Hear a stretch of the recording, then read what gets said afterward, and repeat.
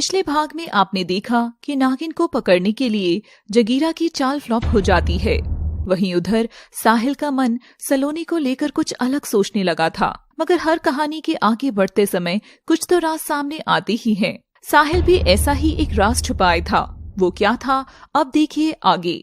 साहिल सलोनी के करीब आते ही अपने नेवले रूप में आ गया था, जिसे देखकर सलोनी डर जाती है। नेवला अंधेरे में अपनी पीली आंखें फैलाकर सलोनी को घूर कर देखता है। सलोनी कुछ समझ पाती कि उससे पहले ही साहिल अपने चारों हाथ पांव पर आकर जानवर की तरह वहां से तेज बाहर भाग गया। एक नेवले का इतनी रात को मेरे पास आना, जरूर ही जगीरा का ही काम होगा। मुझे अब एकदम सतर्क रहना होगा। इस नागमणि की हिफाजत करना मुझे अपनी जान से भी अधिक प्यारा है। सलोनी घबराते हुए कमरे से बाहर निकली और डरते हुए इधर उधर देखने लगी। तभी उसे घर के बाहर कुछ हलचल सुनाई देती है। इससे पहले कि वे मेरा कुछ नुकसान करे, मैं ही उसे खत्म कर दूंगी। सलोनी हाथ में एक बड़ा डंडा लेते हुए आहिस्ता से दरवाजा खोलती है, पर दरवाजे के उस ओर सामने साहिल खड़ा था। साहिल की नजर सलोनी से मिलती है। सलोनी उसे देखकर डरते हुए उससे लिपटकर रोने लगती है। सलोनी, क्या हुआ? तुम इतनी क्यों घबरा रही हो? साहिल, अभी यहाँ एक अजीब सा गंदा और डरावना सा एक बड़ा नेवला आया था। क्या? अजीब और गंदा सा? हाँ साहिल, मुझे बहुत डर लग रहा है। पर तुम्हें इतना पसीना क्यों आ रहा है? साहिल का पूरा शरीर पसीने में भीगा हुआ था। नहीं, ये पसीना नहीं है। वो तो अभी थोड़ी सी ना बारिश हुई थी, तो मैं उसमें भीग गया था। पर तुम इतनी रात को बाहर क्या करने गए थे?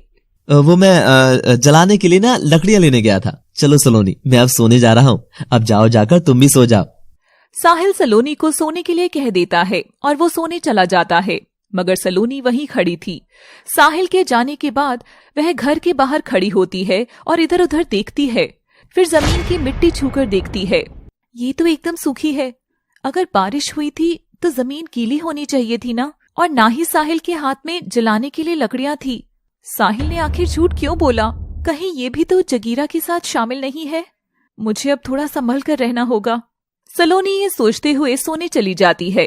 अगले दिन सलोनी उठती है तो साहिल उसके लिए चाय बनाकर लाता है, मगर सलोनी कल की घटना से अभी भी सहमी हुई थी।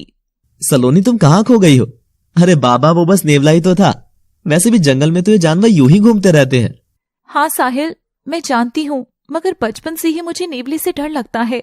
और सलोनी मन में बचपन की एक घटना याद करती है। राजकुमारी सलोनी अपने बाबा के साथ शहर पर निकली थी कि तभी सामने एक विशाल नेवला आ जाता है। बाबा देखो, एक नेवला। सलोनी घबराकर अपने बाबा के पीछे छिप जाती है। बिटिया, डर मत, मैं हूं ना। इधर आ, मेरा हाथ पकड़। सलोनी अपने बाबा का हाथ पकड़कर हिम्मत करते हुए सामने आती है कि तभी उसके बाबा उसे नेवले के आगे धक्का मार देते हैं और खुद दूर जाकर खड़े हो जाते हैं। सलोनी को सामने पड़ा देख नेवला बहुत खुश हो रहा था। आज तो पूरे परिवार को डिनर में नागिन खिलाऊंगा। सलोनी रोते हुए अपने बाबा की ओर देखती है। बाबा, आपने ऐसा क्यों किया? मुझे बचा लो बाबा, कृपा करके मुझे बचा लो। मेरी बच्ची, तेरी परीक्षा है। मैंने तुझे अपनी बेटी नहीं, बेटा बनाकर पाला है। और एक योद्धा राजकुमारी किसी से नहीं डरती। नाग परिवार के सबसे बड़े दुश्मन नेवला परिवार ही रहे हैं। आज तुझे उसी दुश्मन से लड़ना होगा। ओह, बस भी करो ये पारिवारिक नाटक। मुझे तो सामने अपना शिकार नजर आ रहा है। और नेवला सलोनी पर हमला करने लगता है। नन्ही सलोनी तुरंत अपने नागिन रूप में आ गई थी और वो भी बचाव करते हुए नेवले पर हमला करने लगी, मगर एक छोटे नागिन उस बड़े नेवले के आगे कमजोर पड़ने लगती है और हमला करते हुए नेवला नागिन पर हावी पड़ गया। अब सलोनी कमजोर होकर नागिन से मानव रूप में आ गई। नेवला सलोनी की ओर देखकर हंसता है। नेवला सलोनी की ओर बढ़ रहा था। खाना। सलोनी अब तेज तेज रोने लगी। बाबा, मुझे बचाओ। तभी नेवला सलोनी के पास आकर उसकी बाजू पर दांत काटता है और वह जोर से चीखती है, माँ! सलोनी के बाबा तभी पीछे से आकर नेवले की पीठ में तलवार घुसा देते हैं और सलोनी को खड़ा करते हैं। सलोनी घबराकर अपने बाबा से लिपटी हुई थी।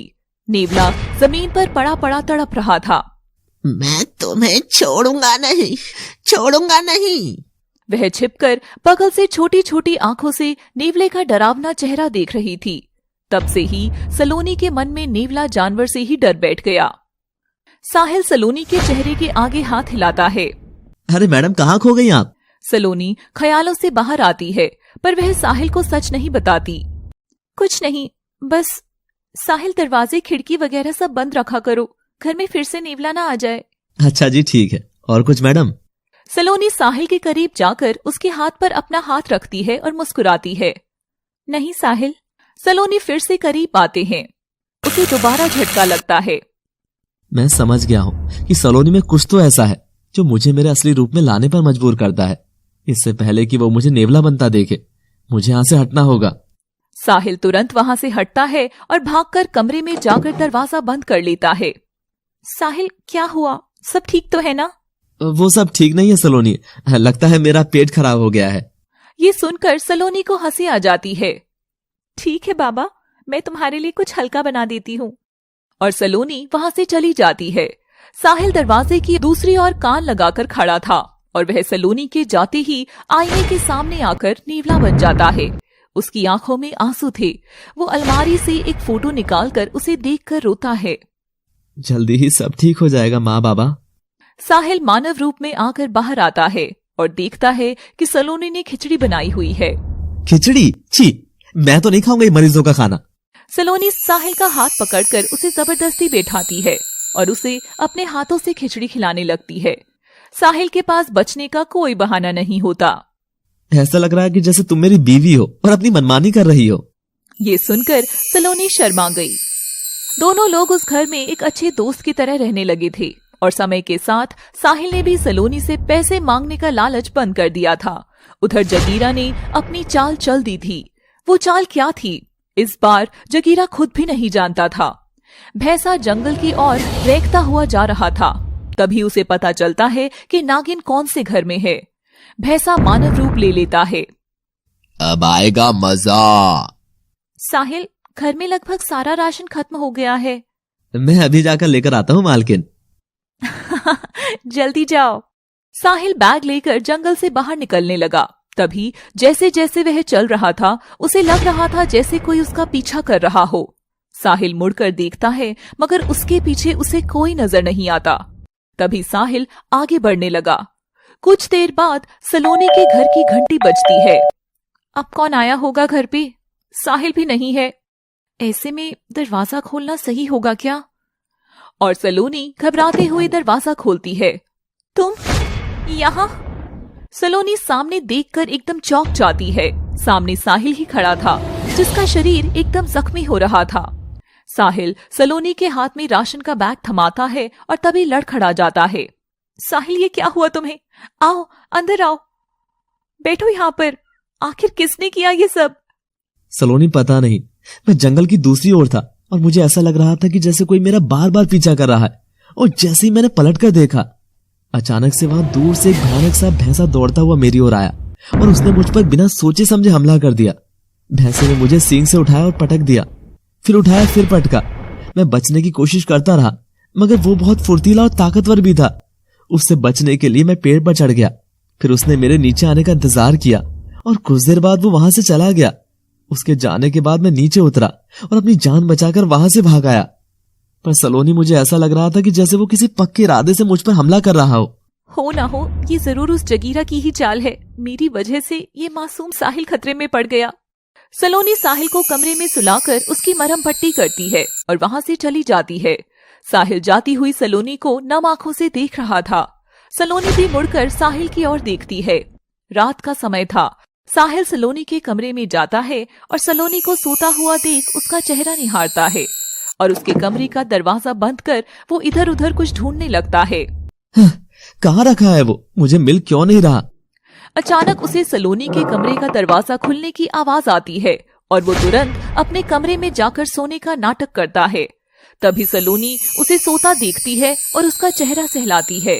साहिल, तुम्हारे साथ बिताए ये सारे पल बहुत हसीन थे, पर अब मुझे यहाँ से जाना होगा। अगर मैं तुम्हारे पास और अधिक रही तो जगीरा के काले इरादों का शिकार तुम भी हो जाओगी। सलोनी की आंखों में आंसू थे। वे वहां से जंगल के अंदर चली जाती है। तभी सलोनी को चलते हुए ऐसा लगता है कि उसके पीछे कोई चल रहा है। वह जैसे ही मुड़कर देखती है तो उसकी सांसें अटक जाती हैं। सलोनी के पीछे साहिल ही चल रहा था। तुम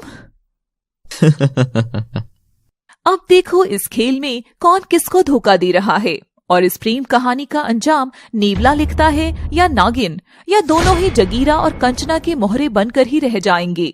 जानने के लिए देखिए नागिन और नेवले की प्रेम कहानी केवल पापा टीवी हिंदी पर। Thanks for watching.